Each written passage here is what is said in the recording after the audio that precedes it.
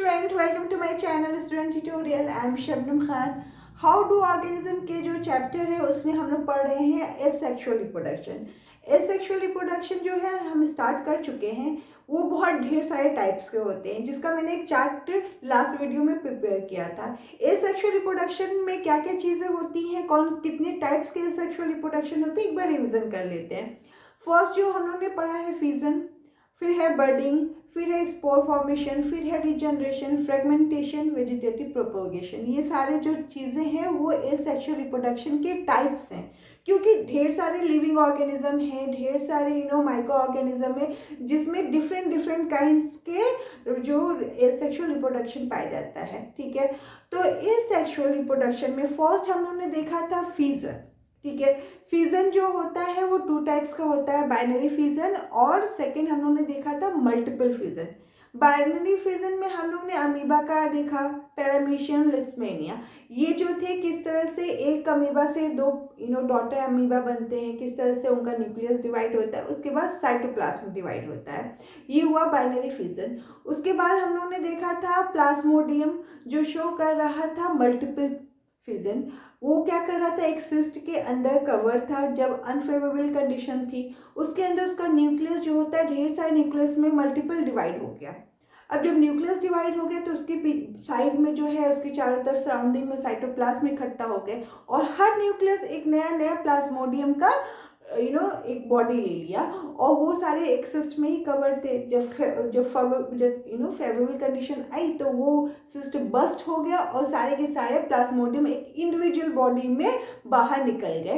तो क्या हुआ है, ढेर सारे न्यूक्लियस जैसे मल्टीप्लाई हुए तो ढेर सारे प्लाज्मोडियम बन गया। प्लाज्मोडियम जो होता है वो मलेरिया कॉज करता है। ठीक है, तो ये जो था हम लोगों ने एक ही एसेक्सुअल रिप्रोडक्शन को पढ़ा था उस वीडियो में, वो था फिजन, जिसमें दो टाइप्स के थे, बाइनरी फिजन और मल्टीपल फिजन।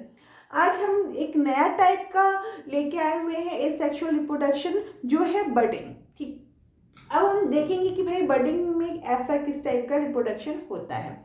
बर्डिंग जो होती है वो हाइड्रा और ईस्ट में पाई जाती है। हाइड्रा हमें पता है कि पानी उनी में एक पानी उनी में पाए जाने वाले माइक्रो ऑर्गेनिज्म है।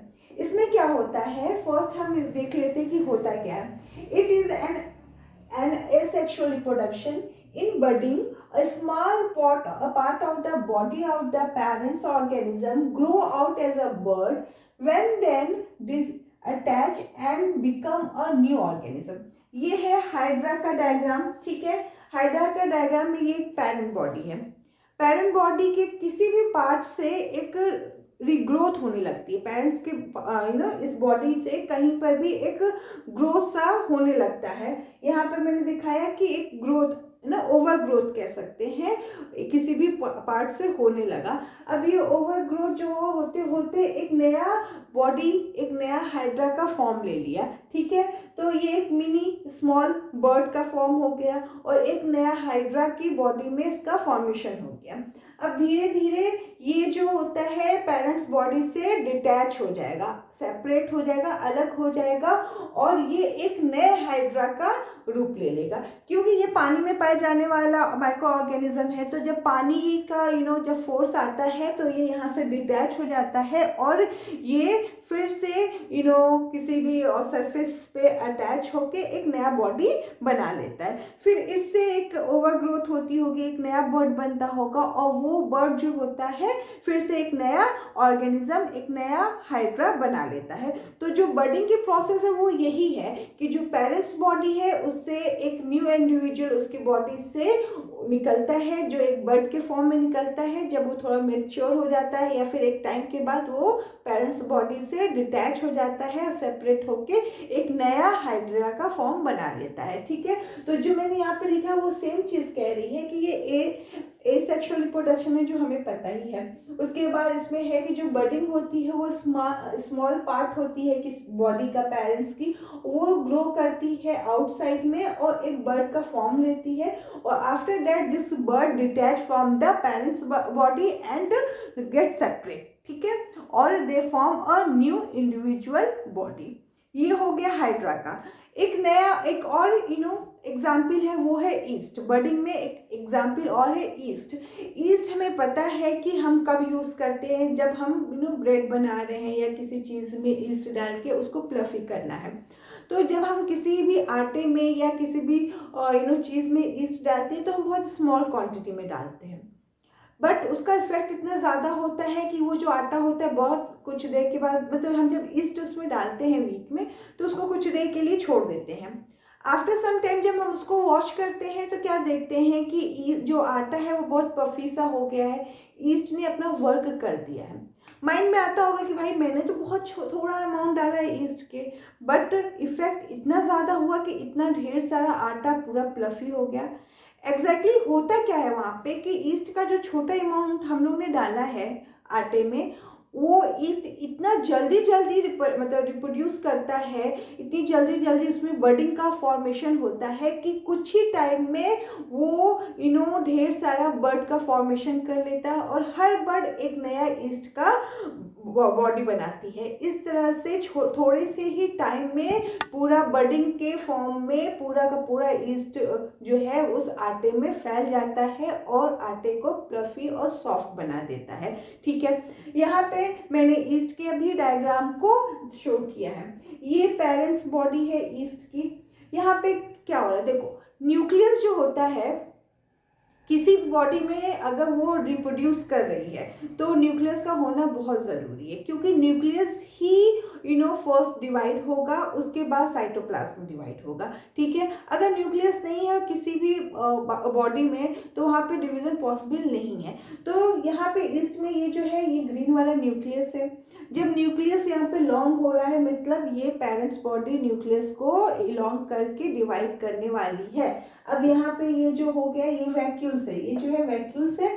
अब ये जो है न्यूक्लियस लॉन्ग हो गया, after that they divided into two new east body. तो यहाँ पे इन्होंने बर्ड का फॉर्मेशन किया, इस पेरेंट्स बॉडी से एक नया बर्ड यहाँ पे बन गया।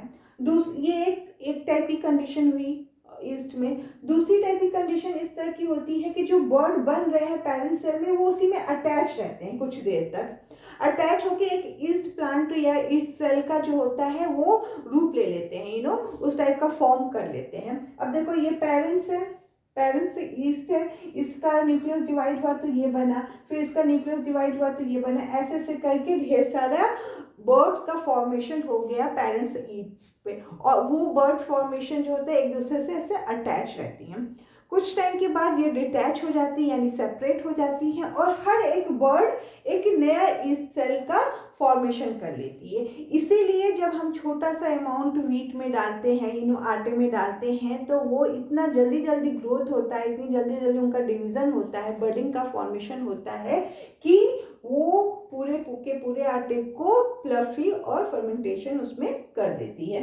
तो बर्डिंग जो हुआ ये एक तरह का बर्ड फॉर्मेशन हुआ जो पेरेंट्स बॉडी में एक तरह का आउटग्रो होता है, उसकी बॉडी का जो कुछ टाइम के बाद एक नए इंडिविजुअल में फॉर्म होके डिटैच होके एक नया इंडिविजुअल बना लेता है। इसका एग्जाम्पल है हाइड्रा और ईस्ट। ईस्ट जो होता है ये डायग्राम जो है ये सब बहुत इंपॉर्टेंट है, आप इसको अपनी कॉपी में ड्रॉ करिए और जब भी एग्जाम में इसके बारे में आए तो बहुत ईजी है क्या है बर्डिंग ये हम बता सकते हैं और उसको एक्सप्लेन भी कर सकते हैं। उसका दो एग्जाम्पल हाइड्रा और ईस्ट है। ईस्ट का जो ये डायग्राम है वो बहुत इंपॉर्टेंट है, किस तरह से उसका न्यूक्लियस इलॉन्गेट होके डिवाइड कर रहा है और नया बॉडी बना रहा है। और कुछ ईस्ट में जो होता है वो बर्डिंग जो होता है उसी में अटैच रहती हैं कुछ टाइम तक और फिर सेपरेट होके एक नया ईस्ट सेल बना लेती हैं। अब फिर वो अब ये अटैच यहाँ से डिटैच होगा तो ये अब वो रिप्रोड्यूस करेगा, अब ये नए बर्ड्स बनाएंगे, अब उससे जो बर्ड्स बनी रहेंगी वो अलग सेपरेट होंगी, फिर वो नया बर्ड्स बनाएंगे। तो इस तरह से इनका जो होता है क्वांटिटी बहुत जल्दी बढ़ जाता है। ठीक है, तो ये हमने पढ़ा है बर्डिंग। अब हम पढ़ेंगे third type of asexual reproduction जो है स्पोर फॉर्मेशन। ठीक है, अब हम जो है थर्ड टाइप का एसेक्सुअल रिप्रोडक्शन में आगे हैं जो है स्पोर फॉर्मेशन। इसका एग्जाम्पल है ब्रेड मोल्ड जिसको हम राइजोपस कहते हैं। ये एक टाइप का फंगस है, ठीक है। जब ब्रेड को हम कुछ दिन तक यूज़ नहीं करते हैं, वो पैकेट में मॉइस्ट प्लेस में ऐसे ही पड़ा रहता है, तो हमने क्या देखा है कि उसमें पहले तो स्टार्टिंग में कुछ पाउडरी फॉर्म टाइप का वाइटिश कुछ डिफरेंट मटेरियल दिखने लगता है। उसको अगर हम एक दिन छोड़ देते हैं तो वो थोड़ा ग्रीन हो जाता है, जिसको हम कहते हैं अरे फंगस लग गया। एक्चुअली वो फंगस जो होता है वो राइजोपस ही होता है, जिसको हम ब्रेड मोल्ड कहते हैं, ठीक है। राइजोपस जो होता है फंगस है, तो वो ब्रेड मोल्ड इसीलिए बोला जाता है क्योंकि वो ब्रेड के ऊपर पूरा स्प्रेड हो जाता है, और ये इस तरह से स्प्रेड होता है कि एक ब्रांचेस में, अगर हम उसको माइक्रोस्कोप से देखें तो एक ब्रांचेस में दिखेगा।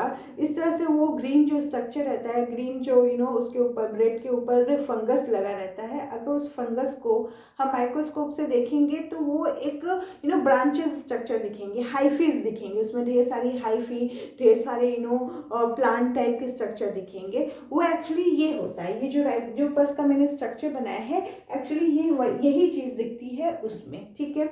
तो अब हम देखेंगे स्पोर फॉर्मेशन होता क्या है। और in spore formation the parents plant produce hundreds of microscopic reproduction unit called spores. When the spore case of the plant bursts, then the spore spread into air. क्या होता है कि ये एक हाइफी, ये ये है राइजॉइड, जो ब्रेड का सरफेस होता है उस पर अटैच होता है, और ये ढेर सारे ब्रांचेस उसमें फैली होती हैं। ये ब्रांचेस जो होती हैं, जिसको ये इस टाइप का स्ट्रक्चर होता है, इसको स्पोर्जियम कहते हैं। स्पोर्जियम में जो होता है स्पोर का फॉर्मेशन होता है, ढेर सारे स्पोर का फॉर्मेशन होता है जो बहुत माइक्रोस्कोपिक होते हैं, हमें ऐसे दिखाई नहीं देंगे। जब स्पोर का फॉर्मेशन होता जाता है तो ये कवरिंग है। स्पोरेंजियम जो है एक तरह की कवरिंग है जिसके अंदर स्पोर का फॉर्मेशन हो रहा है। जब इसकी क्वांटिटी बढ़ती जाएगी, फॉर्मेशन होता जाएगा, तो इस कवरिंग पे एक प्रेशर पड़ेगा, एक प्रेशर बिल्ड होगा, जिससे ये आउटर कवरिंग जो है वो बर्स्ट हो जाएगी, और जब बर्स्ट होगी तो उसमें से ये स्पोर जो होते हैं वो बिखर जाते हैं, और ये जो स्पोर बिखर जाते हैं वो फिर से किसी सरफेस पे अटैच होके एक नया स्ट्रक्चर, एक नया राइजोपस बना लेते हैं, ठीक है। तो यहाँ पे वही चीज़ हो रहा है, ये जो स्ट्रक्चर देखो, यहाँ से स्पोर जो है वो गिर गया, गिर के ये फिर से उस सरफेस पे अटैच हो गया, और अटैच होके एक नया राइजोफोर बना, राइजोफोर मतलब एक नया जो प्लांट उसका जो स्ट्रक्चर है उसको डेवलप कर रहा है। तो स्पोर फॉर्मेशन इसी तरह से होता है। ये एक फंगस होता है जो ब्रेड मोल्ड होते हैं, ब्रेड में पाए जाते हैं, जो ग्रीन दिखता है। इसमें स्पोर फॉर्मेशन इस तरह से होता है कि जो स्पोरेजियम की स्ट्रक्चर होती है, उसमें जो स्पोर होते हैं वो जल्दी जल्दी डिवाइड होके और स्पोर का फॉर्मेशन कर देते हैं, और ये स्पोर एक टाइम के बाद ब्रस्ट होता है इसका आउटर सरफेस, और बाहर स्प्रेड हो जाते हैं, एयर में स्प्रेड होते हैं। स्प्रेड होके ये जो होता है किसी भी स्ट्रक्चर से अटैच होके जब फेवरेबल कंडीशन आती है तो एक नया प्लांट, एक नया हाइफी डेवलप करते हैं, और फिर वहाँ पे ये ग्रोथ करने लगते हैं। तो जितने भी स्पोर यहाँ से निकल रहे हैं, हर स्पोर जो होता है एक नया फंगस में डेवलप हो जाता है, एक नया अपना स्ट्रक्चर डेवलप करता है, राइजोपस डेवलप करता है। तो क्या होता है कि ये एयर, स्पेशली एयर में स्प्रेड होते हैं, और इतने माइक्रोस्कोपिक होते हैं कि हमको दिखाई नहीं देते हैं। अगर हम बात करें तो इस एयर में कहीं ना कहीं स्पोर्स आपको होंगे ही होंगे, और वो जब फेवरेबल कंडीशन आएंगी तो वो किसी भी जो भी उनका फूड होगा उस फूड से अटैच हो जाएंगे, और वहाँ पे फंगस के रूप में वो डेवलप हो जाएंगे, ठीक है। तो ये हो गया हमारा स्पोर फॉर्मेशन। तो हमने 3 एसेक्सुअल रिप्रोडक्शन को कवर कर लिया है। फर्स्ट जो है फिजन किया है, जिसमें हमने 2 चीज़ें ली थी, बाइनरी फिजन और मल्टीपल फिजन। बाइनरी फिजन के एग्जाम्पल हमने लिया है अमीबा, पैरामीशियम और लिस्मेनिया। उसके बाद मल्टीपल फिजन का एग्जाम्पल हमने लिया था प्लाज्मोडियम। उसके बाद बडिंग में आए, बडिंग में हमने क्या देखा, हाइड्रा की बडिंग देखी, उसके बाद ईस्ट की बडिंग देखी कि किस तरह से उनकी ग्रोथ बढ़ती है, किस तरह से उनके बर्ड जो होते हैं इतने ज़्यादा जल्दी रिप्रोड्यूस होते हैं, और हर एक प्लांट एक बर्ड में फॉर्म होता है। उसके बाद थर्ड जो है हम लोग ने देखा है स्पोर फॉर्मेशन, जिसमें हमने ब्रेड मोल्ड का एग्जाम्पल लिया है। पेनिसिलियम भी जो मेडिसिन बनाते हैं हम लोग, पेनिसिलियम वो भी एक एग्जाम्पल है स्पोर फॉर्मेशन का। ठीक है, तो हम लोग ने 3 एसेक्सुअल रिप्रोडक्शन को कवर कर लिया है। अब हम नेक्स्ट जो पढ़ेंगे वो होगा हमारा फ्रेगमेंटेशन और रीजनरेशन। तो जो भी डाउट्स हो प्लीज़ अपना डाउट्स क्लियर करें और हमारे चैनल को लाइक एंड सब्सक्राइब करें। Thank you for watching.